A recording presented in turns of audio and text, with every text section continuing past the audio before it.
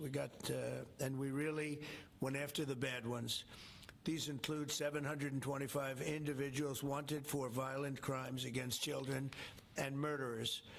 These arrests are in addition to the work of our historic federal task forces. That Make D.C. Safe Task Force has been unbelievable. I mean, the job they've done, it's incredible. And it's been so nice because so many people, they're going out to dinner and they're having dinners. They didn't go out for 4 years. And now they're going out 3 times a week. The restaurants are opening. Restaurants are full. And usually that means a lot of good things. But restaurants that were closed are now opening up. And everybody's happy. It's nobody's ever seen anything like it, actually. And everybody feels safe. You can have a child walk right through the middle of Washington, D.C., and nothing's going to happen. We were losing more than one person a week in Washington. They're being killed on an average of over 1 a week. The Make D.C. Safe Task Force has been incredible. And the Make Memphis Safe Task Force is having very similar results. It's much earlier, but we've been there for a week and a half, but I'm hearing the results are pretty incredible, and you'll hear about that. They're mobilizing more than 20 federal agencies for the largest law enforcement operation targeting violent criminals in American history. As a result of these efforts, violent crime declined nearly 20% nationwide compared to the same period last year, and it was the safest and most peaceful summer in 2 decades. And honestly, we haven't really even gotten going yet. If we didn't have to fight all of these radical left governors, we could have had Chicago taken care of, as an example. They had, in a short period of time, 4,000 murders in Chicago, and we have to listen to this man stand up and say that we're bad people. And the people of Chicago are walking around with MAGA hats. You have women, beautiful black women, walking around with MAGA hats. Please let the president in, and we don't care how he does it. They're not interested in National Guard or Army, Navy, bring them in, Marines, bring in the Marines. They just want the crime to stop, and more so because of the success that we had in D.C. I think if we didn't have that success, nobody would even believe it. So I want to congratulate all of the incredible law enforcement professionals joining us today, especially Attorney General Pam Bondi, who's terrific, Deputy Attorney General Todd Blanche, who is a fantastic legal talent. He really is. He's a great guy, too. And, of course, FBI Director Kash Patel. They have worked so hard on this and other things. Since the start of the administration, the FBI has arrested over 23,000 violent criminals, more than double the number arrested in the final year of the Biden disaster.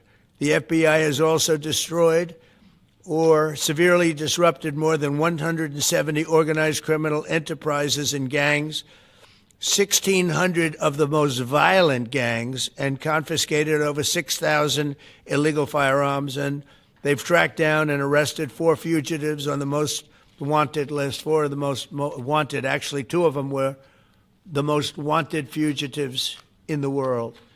There's still much more work to be done, which is why the FBI continues to work alongside the Department of Justice, the Department of Homeland Security, and the Department of War to defend. And Pete Hegseth has been fantastic, by the way, on this too. On other things, but on this too. To defend law and order and combat violent crime, arrest illegal aliens, and make American cities the safest in the world. And when I campaigned, I talked about crime, but I never knew that we were going to get into it like we did. You know, I mean, I used to watch these cities with the murders. Chicago recently had one deal where they had 11 murders in one weekend, and they said, well, yeah, but it was a holiday weekend. They actually told me that was the reason, like it was okay because it was a holiday. It was Labor Day. These people are the worst. They really have to, you better, I tell you what, the people in Chicago and the people in places like that can be fixed. At some point, it gets to where you can't fix it anymore. It's too far gone. And we have some cities like that. But these are great cities that can be fixed. I'm going to be strongly recommending, at the request of government officials, which is always nice, that you start looking at San Francisco. I think we can make San Francisco. There's one of our great cities 10 years ago, 15 years ago, and now it's a mess. And we have great support in San Francisco, so I'd like to recommend that for inclusion, maybe in your next group. You'll get great support. Every American deserves to live in a community where they're not afraid of being mugged, murdered, robbed, raped, assaulted, or shot. And that's exactly what our administration is working to deliver. I didn't realize I was going to make this such a big factor in the administration. I didn't really campaign. I campaigned on crime, but I never thought we'd go into every city and take a really safe city that we've all been living with for years and make them safe. And now it's like a passion for me, and it's a passion for the people behind me. So I didn't get elected. I did get elected for crime, but I didn't get elected for what we're doing. This is many, many steps above. And I want to thank Stephen Miller, who's right back in the audience right there. I'd love to have him. I love watching him on television. I'd love to have him come up and explain his true feelings, but maybe not his truest feelings. That might be going a little bit too far. But, Stephen, thank you for doing an unbelievable job. And the people of this country love you, I'll tell you, and they love what you say about crime and stopping crime. So now I'd like to ask Director Patel to say a few words, and then Pam and Todd also. And I just want to congratulate them. This is an amazing thing. And we're just at the start. We're going to go into other cities that we're not talking about purposely. We're getting ready to go in. And when they go in, like Kash as an example told me that people didn't even know, 5 months ago they went into Chicago, and they started doing a lot of work in Chicago. And we brought the numbers down a little bit, and but that really was just preparatory work for what we're going to do with the surge. We're going to have a surge of strong, good people, patriots, and they're going to go in, they straighten it all out. So a lot of these cities we're already working on, but we don't do it with a big flavor. But in a little while, you're going to see some numbers that you're not going to believe. And I think you'll probably start with Memphis, because I'm hearing the numbers are much quicker than we even thought possible. But again, D.C. it speaks for itself. Chicago is going to be okay. We're going to save Chicago. And I told you, and I told them, a very respected man, the head of the Union Pacific, said, "Sir, save Chicago. It can be saved." And the way he said it, it was like, can you believe it? We're trying to save Chicago. But I understood exactly what he wants, and that's what we're going to do. We're going to save all of our cities, and we're going to make them essentially crime-free, like other countries have crime-free. If you go all over the world, you go to the world, you hear Afghanistan and you hear all these different places. Our crime in certain cities is worse than anything they can even imagine, and we're not going to have that any longer. It's going to stop, and it stops right here. Kash, please. Thank you, Mr. President. What I'd like to do is just highlight some of the outstanding work that the men and women of the FBI have been doing. And thanks to your brave leadership and the mandate you were given by the American people to not only defend the homeland but crush violent crime, you tasked us with our great partners at the Department of Justice and the Attorney General and the Deputy Attorney General to start making arrests and bring prosecutions and safeguard our cities. And you said it. This is just the beginning. In just 7 months, I hope the media takes a look at every one of these charts, because these are the best numbers for fighting crime in U.S. history, and it's only 7 months in. And to do that, our vehicle to do it of choice was Operation Summer Heat, which the FBI architected to go after violent criminals. And in just a 3-month span, you had 8,700 arrests of violent criminals. You had 2,200 firearms seized off the streets permanently to safeguard our communities. You had 421 kilograms of fentanyl seized. Just to put that in perspective, that's enough to kill 55 million Americans alone. You had 45,000 kilograms of cocaine seized. And thanks to our Department of Justice partners, you had 2,100 indictments in 3 months, from June to September alone. Mr. President, that in and of itself would be historic for a 4-year presidency. You did that in 7 months because you let good cops be cops, and you partnered us with the right people at the Department of Justice to put the handcuffs on and bring them to court and put them in prison. And if that weren't enough, when you look at the year, for the entire 7-month period that we're talking about here, if you look at the past 4 years of the Biden administration, 16,000, 17,000, 15,000, 15,000. That's the number of arrests year over year of violent felons in this country for the Biden administration. Mr. President, in 7 months, you have 28,600 arrests of violent felons in just 7 months alone, because of your leadership and the dedication of the men and women at the FBI who want to go out there and do the job they were prevented from doing because that department used to be weaponized and politicized. And this is what happens when you take out the fangs of weaponization. This number is historic by every metric. 28,000 people have been arrested, violent felons alone. And then when you go over there and look at some of these charts, if you don't mind, I'll just hop over here. Look at the metrics for not just violent crime, but the homeland. Mr. President, during your administration, the FBI has found and located 5,400 children. That is a 30% increase year to date over the last administration. Violent crimes against children arrests alone are up 10%. Gang arrests are up 210% in the last 7 months alone. And transnational organized crime, which Stephen Miller has been a great partner in, is up over 12% alone. These numbers are historic just as a snapshot. But just so people don't think we're focusing on violent crime alone, the national security mission, Mr. President, under your leadership has never been stronger. We have gone after espionage activities against our main counterparts in China, Russia, and Iran. In China alone, we've had over a 50% increase in espionage arrests alone and prosecutions. In Iran, we have had a 50% increase, again, in espionage cases. And in Russia, we've had a 33% increase in espionage cases alone. When it comes to counterterrorism, year to date, we have 125 arrests this year versus 100 last year, year to date alone. And when it comes to the cyber criminal activities, which are some of the largest enterprises plaguing everyday Americans, we at the FBI have put out a mission to go after cyber criminals like never before. Last year, they had in total 191. This year, you already have 252 arrests. 52 arrests of violent cyber criminals who are stealing from senior citizens, who are violating our children's rights and freedoms, and who are violating everyday Americans.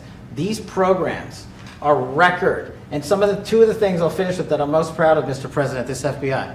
Fentanyl. As you know, it's a scourge that is killing our youth, 100,000 plus a year. To date, the FBI has seized 1,900 kilograms of fentanyl.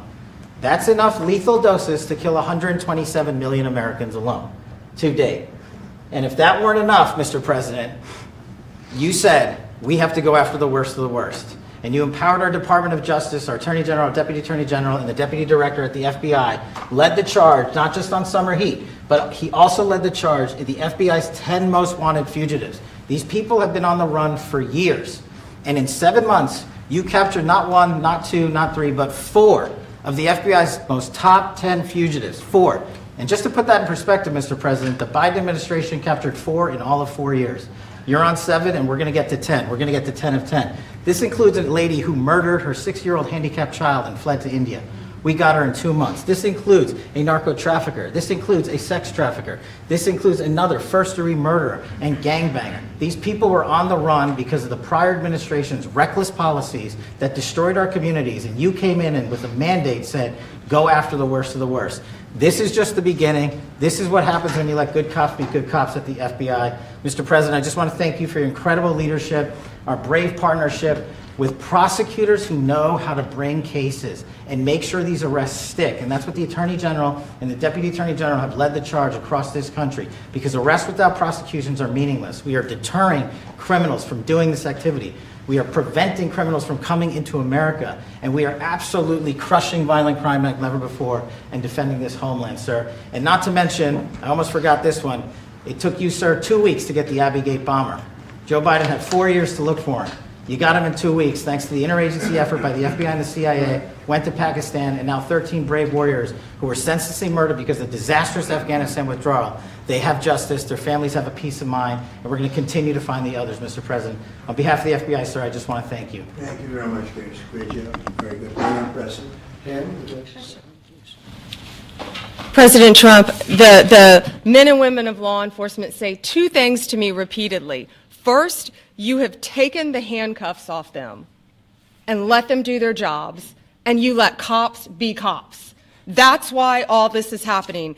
The director, the deputy director are working around the clock. All of these great men and women in the FBI, they have families at home, and they are working during a government shutdown right now. Many of them have small children. Many of them, I was talking to an agent this morning, many of them have babies at home, and they are working around the clock to not only keep our country, but our world safe. And that's what Operation Summer Heat did. thank you, Director, and to the Deputy Director for everything you did on behalf of the Department of Justice, and you're going to continue to keep doing. And they set the stage for what we're doing in Memphis. You're going to hear a lot more about that, our joint task force next week, but they set the stage for Memphis. And last night alone in Memphis, there were almost 70 arrests, there were 12 guns seized, and there was a 70-year-old man arrested as a result of our operation in Memphis who raped a child under the age of 3. That one case makes everything we're doing worthwhile. So thank you all for being here on behalf of both of us. Thank you, President Trump. Thank you. Todd, you want to say something? Sure. Thank you, Mr. President. So this is a great day, and I think there's stats that the director talked about which are important, but I want to give 2 examples of what summer heat has done that actually will apply hopefully to everybody in this room. The first is for over 4 years during the last administration, there was a hotel in a town, the middle of a town in Alaska, that was being run as a drug den. There were over 1,000 calls to 911 over 4.5 year period. There were multiple violent crimes, drug dealers, overdoses, and murders at this one hotel, ruining a community. Summer Heat went in there. It's not only arrested all the participants that were controlling the hotel, but seized the hotel. And so that's one example of what summer heat means to everyday Americans that just want to live in peace. The second example is a large narcotics trafficking group that was selling fentanyl in the state of Washington. They were shipping fentanyl and using commercial aircraft, putting fentanyl pills and powder in suitcases, flying them from the southwest border, mostly Arizona, all the way to Washington. It had been going on for an extremely long time, and the entire organization was arrested. And I say those 2 examples because it's easy to look at the board and see 1,000 arrests. How much different is our communities now compared to the past 4 years? But there's actual life examples. Every one of these arrests means that our streets are safer, and that's because of the work of this administration, of President Trump and Director Patel. So I will tell you, Attorney General Bondi and I are together every day with Director Patel, figuring out ways that we can continue to do this work, and it's not going to stop. Like the Attorney General said, and like the President said, this is just the beginning, or phase 1, or a start, whatever you want to say, but it will continue on. So thank you, Mr. President, and thank you very much, Director Patel. And Mr. President, just one last thank you from the men and women at the FBI. You found a way to get these individuals paid during a government shutdown, our 1811 agents. So on behalf of the FBI, it's a great debt that we owe you, sir. They're now allowed to pay for their families, so thank you. And the military. Good. That's right. Thank you. Okay, thank you very much. Any questions, please? Brian, go ahead. First of all, I know the feedback I'm getting from the American people, that they want to say thank you. Law and order is not an option in this country. It's a mandate. So I know the American people, thank you for that. In terms of the guns that have been taken off the street, do you have a number of how many guns were taken away from someone that had a prior felony or a previous crime, that perhaps we can prosecute that? Because I know that wasn't the case under Joe Biden. We don't take guns off the streets of people that are allowed to have guns. So every gun that we're taking off the street is because it belongs to somebody who is not allowed to have it. Could be a felon, could be somebody who hears illegally. There's all sorts of conditions. But if there's a gun taken off the streets by the FBI, it's because the person who has it is not allowed to. It's not somebody who's lawfully allowed to have it. So every single one of those guns were taken off of people that aren't allowed to have them. And not including the FBI, all of the other agencies. ATF alone since January 20th has removed over 25,000 illegal guns off our streets just since President Trump's been in office. And Mr. President, if I could follow up on that, could there be any further conversation to have national concealed carry applied to actual DC? Like if you had a driver's license in Texas and you had a permit, of course you could drive. Well, as you know, they've been talking about that for a long time. It's an interesting question. A lot of people feel strongly both ways, but we are talking about that, Brian. Thank you. Mr. President, on Venezuelan boats, I want to ask you, why not have the Coast Guard stop them, which it is empowered by law to do? You know, this way you can confirm who's on the boat and ensure that they're doing what you suspect. Because we've been doing that for 30 years, and it has been totally ineffective. They have faster boats. Some of these boats are seriously, I mean, they're world-class speedboats, but they're not faster than missiles. but we've been trying to do that for years, and so much of the drugs, 25-30%, would come in through the seas. Right now we have, I would say, none coming in through the seas. In fact, I don't know about the fishing industry. If you want to go fishing, a lot of people aren't deciding to even go fishing. We've almost totally stopped it by sea. Now we'll stop it by land. What's the next But step? it never worked. It never worked when you did it in a very politically correct manner. What's the next step in this war on cartels, and are you considering options, are you considering strikes on land? Well, I don't want to tell you exactly, but we are certainly looking at land now because we've got the sea very well under control. We've had a couple of days where there isn't a boat to be found. And that, I view that as a good thing, not a bad thing. But we had tremendous amounts coming in by boats, by very expensive boats. They have a lot of money, very fast, very expensive boats that were pretty big. And the way you look at it is every boat that we knock out, we save 25,000 American lives. So every time you see a boat and you feel badly, you say, wow, that's rough.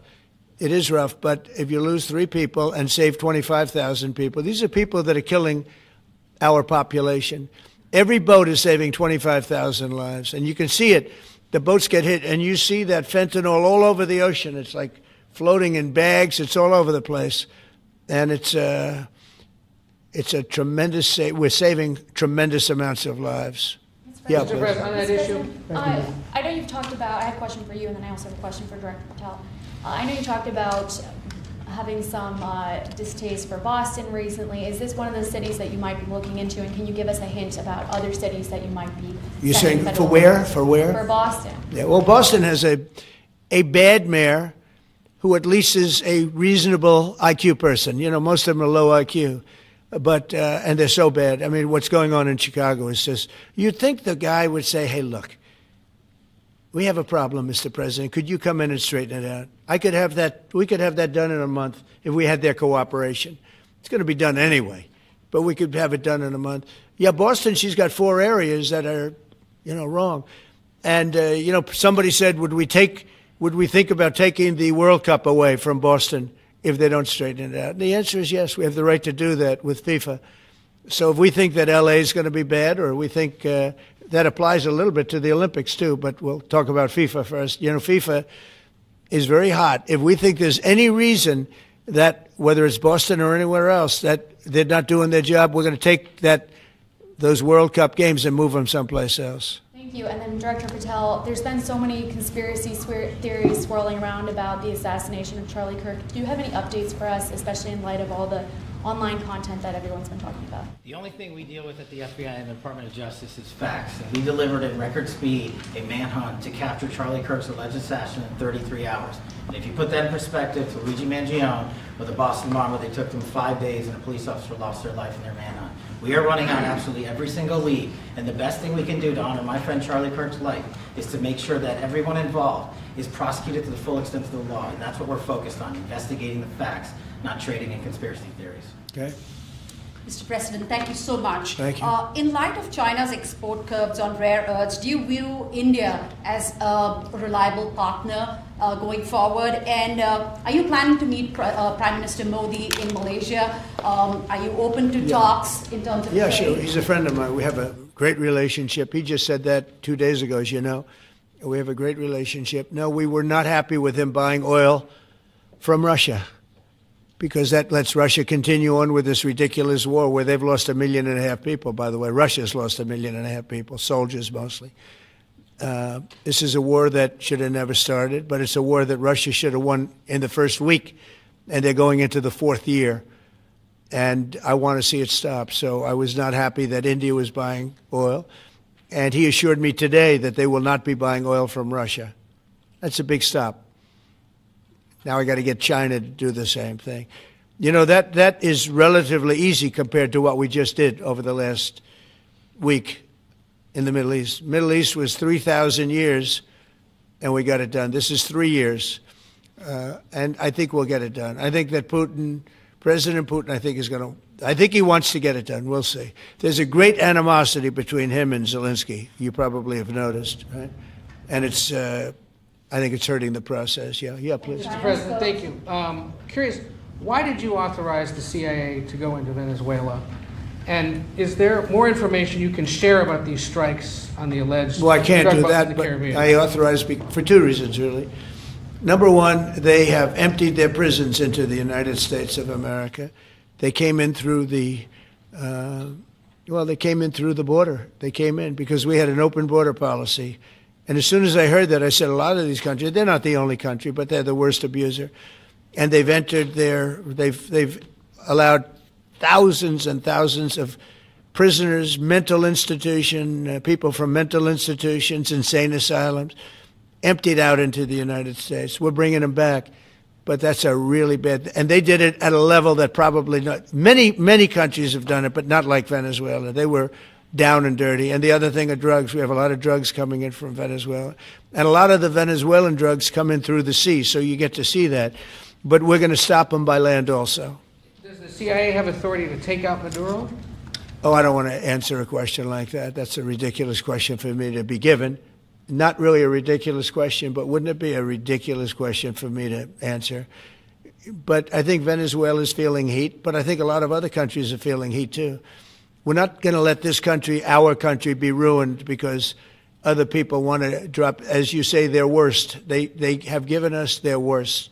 They've loaded up our country with prisoners, with mentally ill people that are seriously ill, criminally ill, and we're not going to take it. And so, I mean, it's just one of those things. And I can tell you, we've taken care of the sea. There's nobody, and we're watching. We're watching. And if we see it, we'll save it. Yeah, please. On the ships, though, sir, there are Republicans and Democrats up on the Hill concerned that in the briefings they've gotten about those attacks, they're not necessarily getting information about who was on them and what exactly was on those ships. Can you ensure that? But they are given information that they were loaded up with drugs, and that's the thing that matters. When they're loaded up with drugs, they're fair game. And every one of those ships they're not ships, they're boats, they're speedboats. They're extremely fast, record-setting type speedboats that cost a lot of money, and they have a lot of money because they're drug sellers. But they know one thing, and they all have the same thing in common.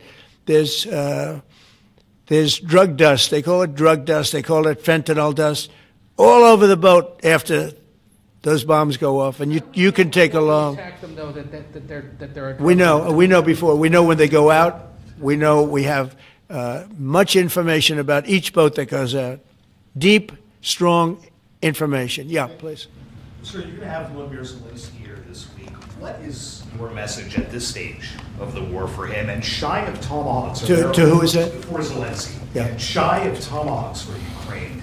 Are you considering other options, and will you speak with Vladimir Putin about No, we're looking at other options. We are. President Zelensky's coming in. I'm not a fan of the war. I'm not a fan of the way it started. It should have never happened. It wouldn't have started if I were president. The election was rigged. And because of that, we lost a lot of lives have been lost because of that war. Not American lives, but if I can save a lot of lives, that's why I'm in it. I want to save lives. I've had 8 wars. The Prime Minister of Pakistan got up the other day, said so beautifully, he says, you saved millions of lives. He told that to a group of people right in this office. He said the president saved millions of lives. And I think what he's referring to is the fact that that would have been with India, nuclear war. That was getting very close. 7 planes, they don't talk about it, but 7 aircraft were shot down. In fact, we have the new ambassador to India right here. They're well represented. You better represent us, not them, okay? Yeah. But Sergio's going to do a great job. He's going to do a great job. But, no, we'll be talking about the war with him, and we'll be talking about, they want to go offensive.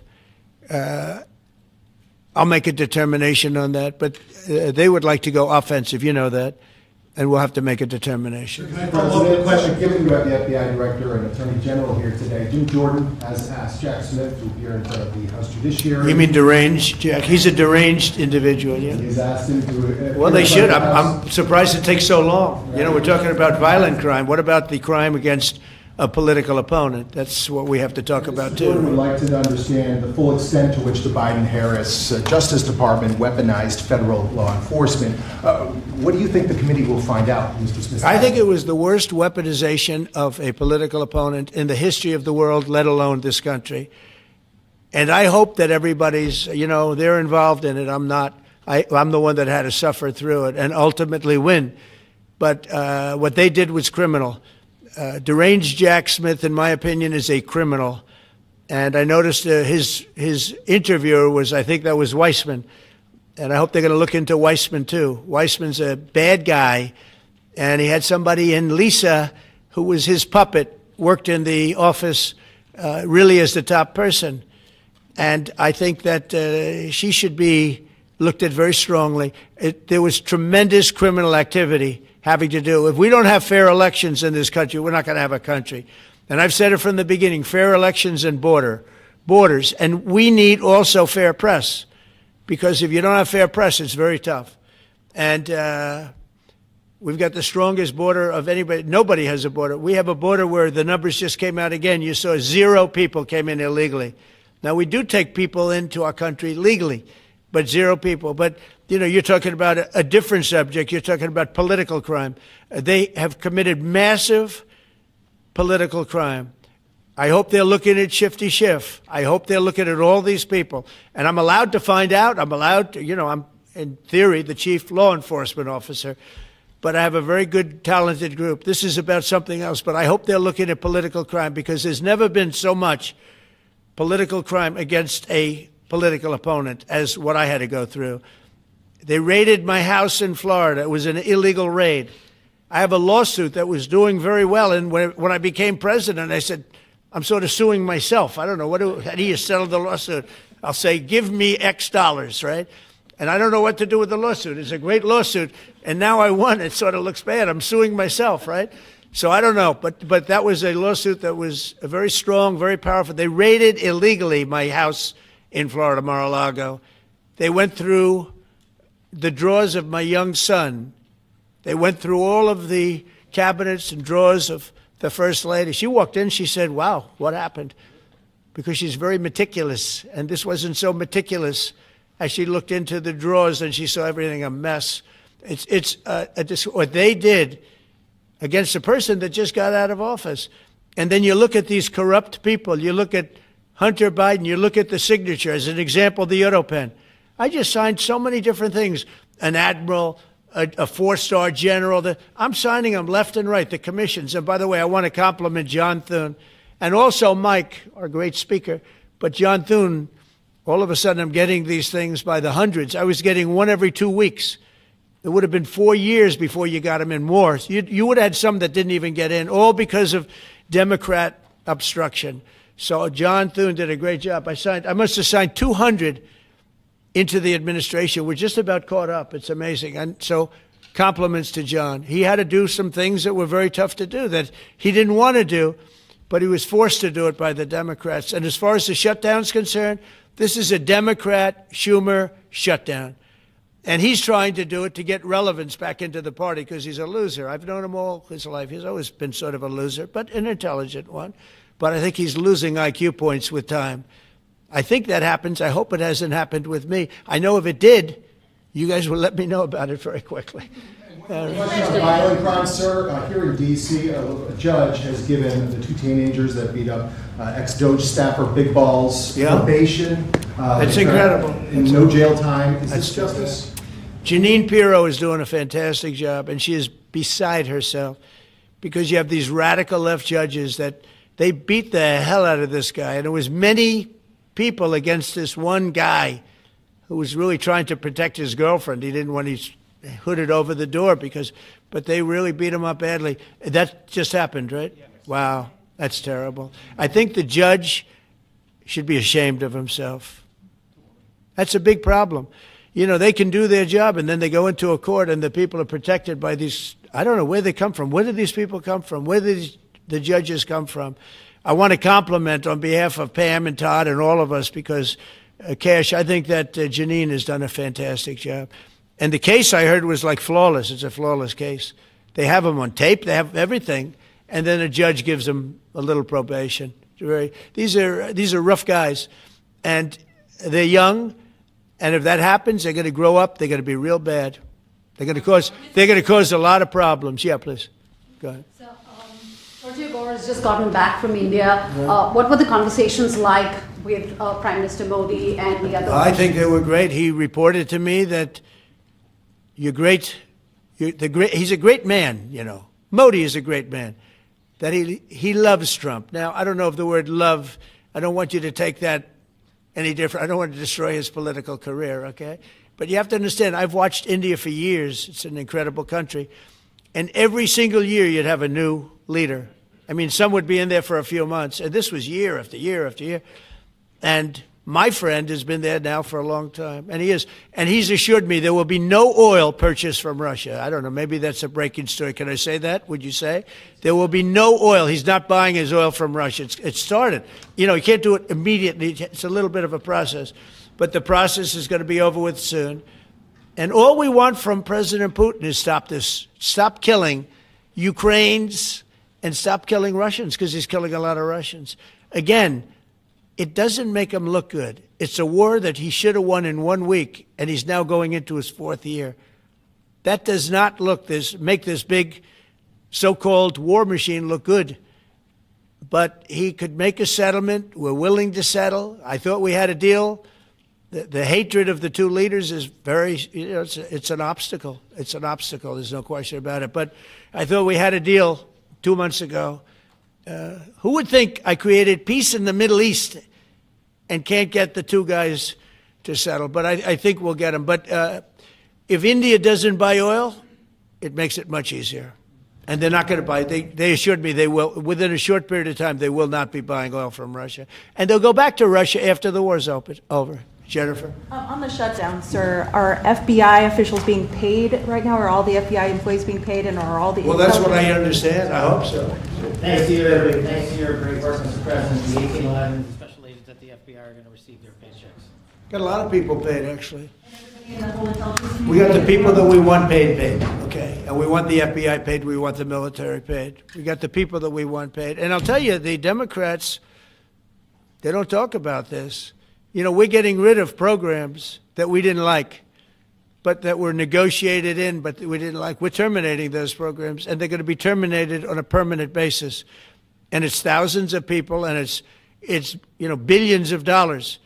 We're getting rid of a lot of things that we never wanted because of the fact that they made this stupid move. And they don't want to talk about it. You know, they have their day coming up. I hear very few people are going to be there, by the way. But they have their day coming up, and they want to have their day in the sun. But they should really make a deal. So what we're doing, I mean, they call him Darth Vader, but he's actually a very nice person, Russell Vogt. But Russell Vogt is really terminating tremendous numbers of Democrat projects. There's not only jobs, I mean, the project in Manhattan, the project in New York, it's billions and billions of dollars that Schumer has worked 20 years to get. It's terminated. Tell him it's terminated, Jennifer. All right. On Hamas, sir, what is your understanding of the pace of returning the deceased hostages? Are you pleased? Well, they're looking for them. Absolutely, they're looking. So we have the living hostages all back. They returned some more today. It's a gruesome process. I almost hate to talk about it. But they're digging. They're actually digging.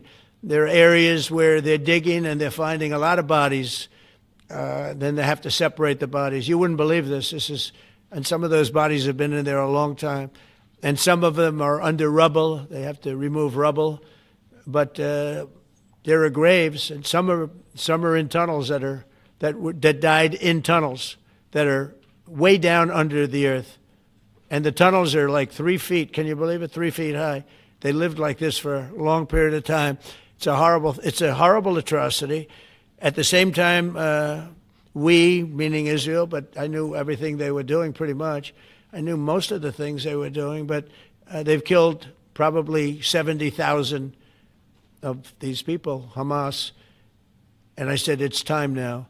So we'll see what happens. We'll also see what happens. Your next question is going to be the weapons. We want the weapons to be given up, sacrificed, and they've agreed to do it. Now they have to do it. And if they don't do it, we'll do it. We had the head of CENTCOM today suggest that Hamas needs to hurry up and disarm and follow your comprehensive plan. Yeah. That it was the head of CENTCOM saying that. Is that not a signal to Hamas, to the rest of the world, that at some point the U.S. military may more directly engage? We won't need the U.S. military.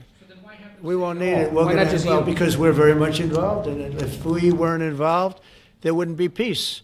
If we didn't destroy the nuclear capability of Iran, that deal would have never happened for two reasons. The Arab nations would not have felt bold enough to do it because you have a very powerful, at that time, Iran is not powerful anymore, between what Israel and us did, because, the attack was, if you look at it, we helped them very much. They will be the first to tell you, including shooting down thousands of drones that were coming into Israel. We shot them down. We were shooting them down like it was target practice, but we shot down thousands of drones and missiles also going into Israel. But between what we did to Iran that way with the, conventional, we will call it, and what see that beautiful plane, that B-2, I noticed it on the desk. I always thought it was beautiful, but I never understood it. Now I understand it. It took in hundreds of thousands of bombs in the form of two, but hundreds of thousands of pounds of bombs. And every single bomb hit perfectly. Then they sent Tomahawks in. They sent 30 Tomahawks on top of it. And that was totally, CNN said, well, maybe it wasn't as bad as Trump said, because I said obliterated. Obliterated is not a strong enough word, actually. And you saw the Atomic Energy Commission came out and said the word obliteration is very, very... Think of it. They came in under potential fire. They entered Iran airspace late at night, in the dark, no moon. The moon was low for a reason. What time we picked it. Couldn't see anything. And they hit every target, and they weren't hit. Nobody saw that plane. That plane is stealth. Nobody saw it. The problem with that is it may be stealth today, but tomorrow it won't be.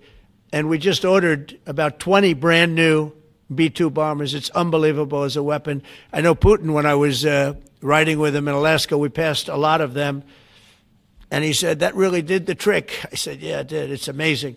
The flying wing. But you still see no reason for the U.S. military to get involved in Gaza? No, I don't see that. No, I think we're going to handle it very well. We'll be helping Israel.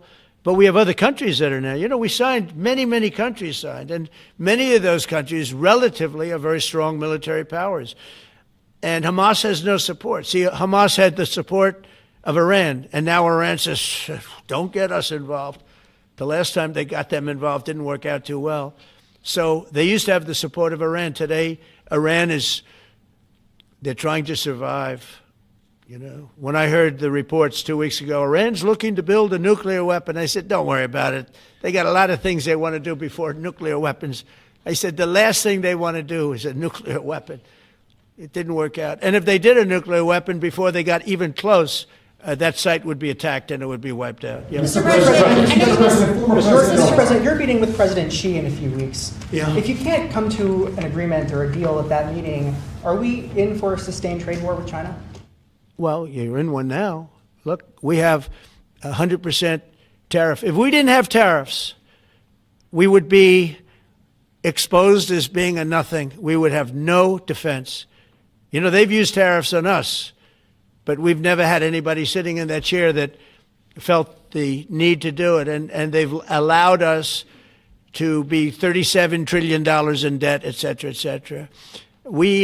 Tariffs are a very important tool for our defense, for our national security. If we don't have tariffs, we're not going to have national security. As an example, if you look at Pakistan and Iran, I told them I was in the midst of negotiating a trade deal with Iran, and Pakistan was going to be in line.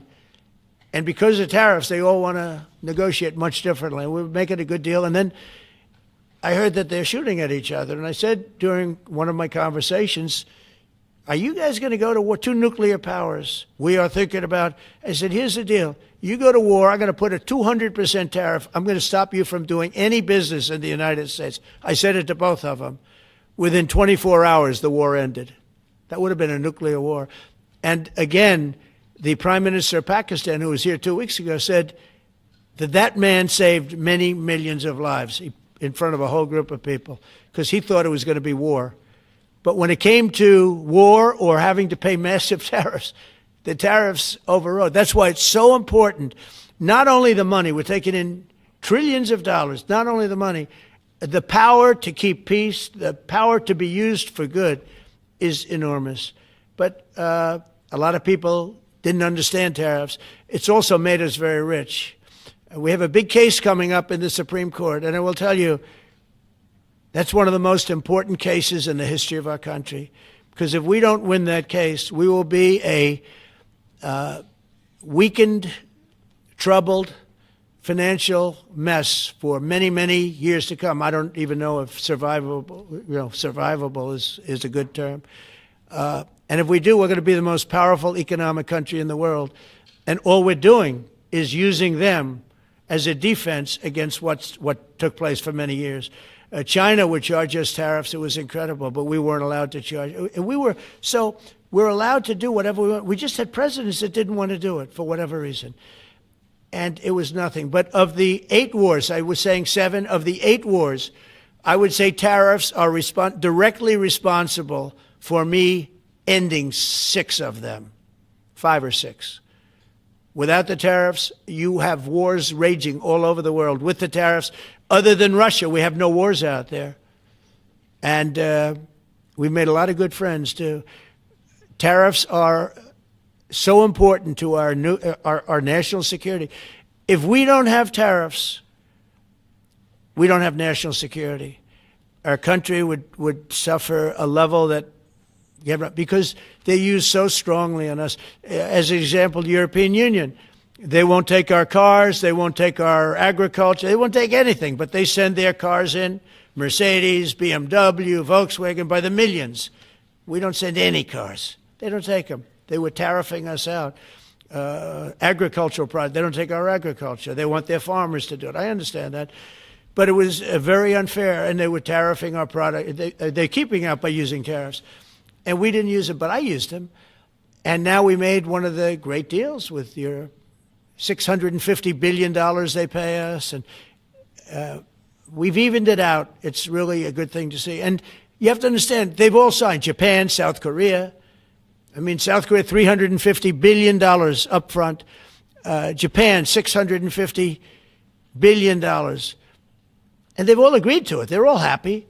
But before, it was a total ripoff. And if we don't have the use of tariffs, we have no national security. This country will have no financial security, will not have national security. And the people that brought the lawsuit are people that are aligned with foreign nations that are now being treated fairly as opposed to just ripping us off and ripping us asunder. So, but if we are not allowed to use what other people use against us, there's no defense. It'll be a disaster for America. That's why I think I'm going to go to the Supreme Court to watch it. I've not done that, and I had some pretty big cases. I think it's one of the most important cases ever brought, because we will be defenseless against the world. Okay? You'll go to the tariff case? Did you have one? Yes, please. Thank you, Mr. President. I want to ask you about the Georgia Senate race. I know it's very early, but there's several Republicans in that field that are vying for your endorsement. A lot of good people in that field. Yes. I know all of them, actually. I haven't made a decision on that, but you have some very good people in the Georgia Senate race. Well, Governor Trump has endorsed. No, I know. The governor has, and he's spoken to me about it a lot. He likes that candidate a lot. And I understand that. I haven't made a decision yet. But I'm following that race very carefully. I think it's very important for Georgia to get a real senator, because the senator they have now is a horrible senator. He allows all the crime, all the borders. You have open borders. I mean, his whole philosophy is a disaster. That's not representative of the people of Georgia. I know the people of Georgia. I won Georgia 3 times, but they say twice. Okay, I won it very big the last time. And I won it big the first time. And I won it big the second time, but we had criminals that didn't allow. I mean, I hope they're going to go into that. I hope they go into the votes which are being stored in Fulton County and take a real look at those votes, okay? Because I won it the second time, too. But I know Georgia very well. I love Georgia. Those people are great, and they deserve a good senator, because the man they have now is a weak, ineffective person. Okay. New Jersey and Virginia. By the way, you won Georgia 3 times. Yeah, I agree. Do you agree with me? I and do. He's the media. For someone that spends a lot of time in Georgia, I believe you won that. Yeah, okay. I really have a question about the word believe isn't strong enough, right? Yeah, you know. There you go. It's true. I know I won, too. We have the great Newt Gingrich. Newt, you agree with us? Good. Otherwise, I'd have him dismissed immediately from the room. You know, his wife, as you know, is becoming an ambassador to a great country, Callista. So congratulations. And we're going to take a picture. And the only reason I'm doing it, he speaks so well of me. He said, I'll go down as the greatest president in history. And then he blew it. He said, I'm not sure if I put him above Washington or Lincoln. So I'm not that happy about that, dude. I've got a question about the weaponization of the DOJ. The media often says your department is weaponizing the DOJ. Yeah, that's the opposite. It's the opposite. Todd, you represented President Trump and probably the greatest weaponization of the DOJ by Alvin Bragg. You know firsthand, if you could describe what you saw under the Biden administration and how they weaponized the DOJ. Well, I mean, I think it's hard to describe what happened in those last 4 years against President Trump. Alvin Bragg, a local prosecutor, his office staffed by somebody from DOJ. Jack Smith, picked as a special counsel, staffs his entire office with DOJ prosecutors. And then there are countless things that happened. All in writing, most of them on the docket, that require no explanation except a complete abomination of the place that the Attorney General and I run now and Director Patel. So when people talk about this department weaponizing, it's embarrassing. Because there's no scenario in which you can look at what we're doing, restoring justice, doing the right thing in every single case, and say that that's weaponization, and yet remain eerily silent about what happened for the past 3 years. I mean, you read these articles and giggle, because it cannot be true that people really think that what they did to him, not once, not twice, I'm still counting 3, 4 times, but we're the ones that are weaponizing. So this man is not weaponizing the Department of Justice. We're not weaponizing the Department of Justice. It's the opposite. I mean, and also, nobody questions what I'm saying because it's true, because we all lived the past 4 years. So listen. They never want to bring up the details, but I watch the fake news, and oh, he's weaponized, and he wants to send them to prison. He wants all this. They indicted me like 5 times. I took a mug shot.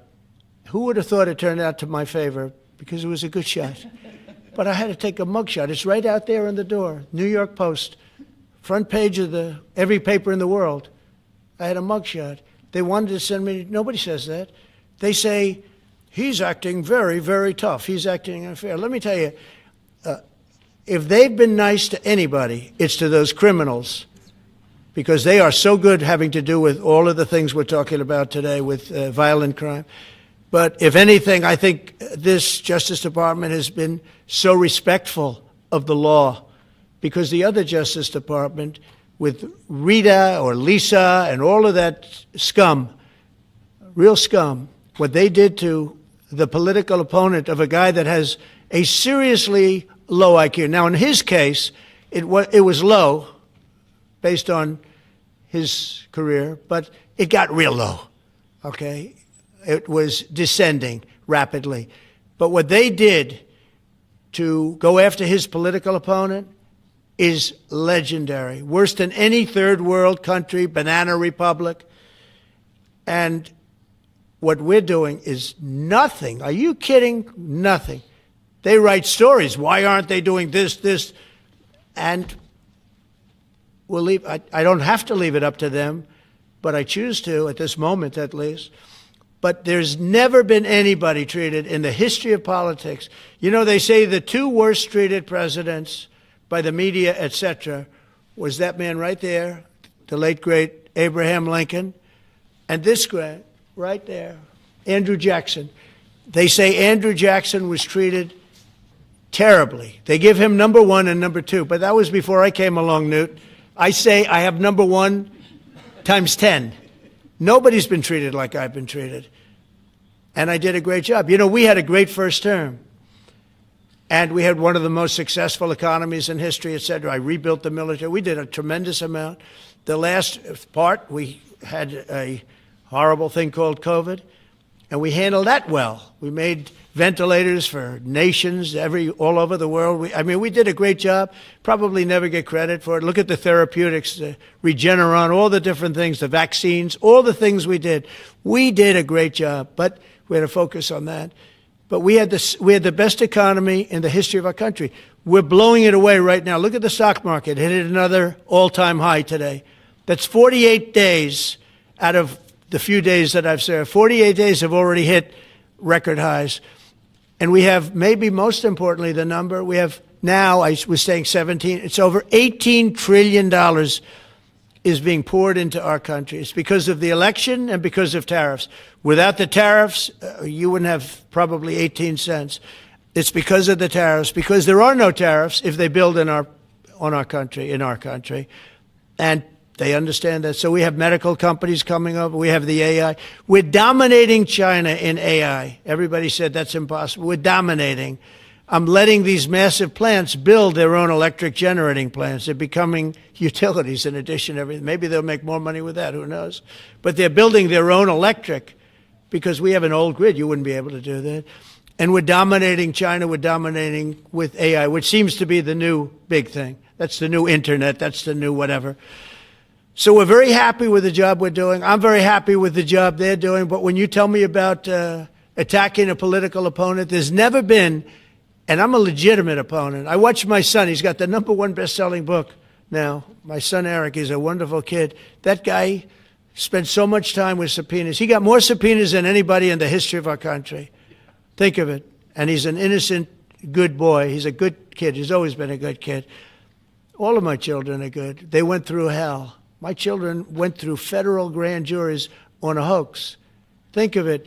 You have Adam Schiff and Hillary Clinton and others make up a hoax and then wanting to put, so they know it's a hoax, and they go before the press, say Donald Trump Jr. will go to jail because of what he's done with Russia. I'll never forget, I get a call from my son, Don, and he said, Dad, I'm being accused of something with Russia. I don't know anything about Russia. He didn't know anything about it. Think of it, how bad they are. They say he'll go to prison for the rest of his life. He knew nothing about it. On a hoax, the Russian hoax, Russia hoax, on a story that they made up.